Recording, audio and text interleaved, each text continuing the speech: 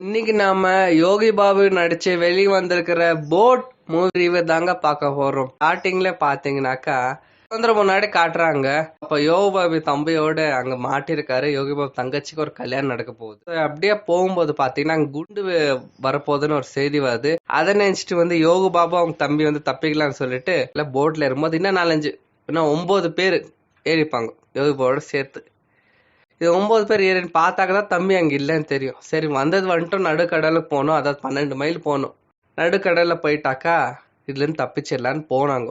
அங்க போகும்போது அங்க ஒரு போட்டு கவுந்திருக்குது. அங்கிருந்து பார்த்தா ஒரு இங்கிலீஷ்காரரு வந்துடுறாரு இவங்க மத்தியில. அதுக்கப்புறம் நடக்கிற பாலிடிக்ஸ் இதெல்லாம் அவங்க ஒவ்வொருத்தவங்க ஒரு கேஸ்ட் ஒருத்தவங்க ஒரு மாதிரி பேசுவாங்க. இதுக்கப்புறம் அவங்க டிராவல் எப்படி இருந்துச்சு, 36 hours தாட்டி அவங்க எப்படி இருந்தாங்க. இப்படி லாஸ்ட்ல பாத்தீங்கன்னா அதுல ஒருத்தரோட டெரரிஸ்டா அவர் வந்து செத்துடுறாரு. அப்படி இப்படி பாலிடிக்ஸ் நடந்து எல்லாம் சேர்ந்து தப்பிச்சாங்களா. போட்டோட கெப்பாசிட்டி 8 பேர். அந்த போட்ல வேற ஓட்ட விழுந்தது. இதெல்லாம் வச்சுட்டு எப்படி தப்பிச்சாங்க. ஃபைனல்ல யோகா பண்ணது என்ன, இந்த படத்தை ஒரு வாட்டி விஜுவலா பாக்கலாம்னாக்கா ஸ்டார்டிங் ஒரு 10 இல்ல 15 நிமிஷம், லாஸ்ட் ஒரு 5 நிமிஷம் தாங்க லேண்ட காட்டுறாங்க. மிகத்த எல்லாமே கடல் தான். ஸோ அவங்களுக்கு கடல் மூவி ரொம்ப பிடிக்கும், கடல்ல டிராவல் சர்வைவர் மூவி அந்த மாதிரி டைப்ல பிடிக்கும்னா இந்த மூவி வேணா டெஃபினட்டா ட்ரை பண்ணலாம். யோகி பாபு அவங்களோட ஆக்டிங் கோசரம் வேணா ட்ரை பண்ணலாம். மற்ற பேருக்கு சொல்றதுக்கு பெருசா எதுவும் இல்லைங்க. தேங்க்யூ.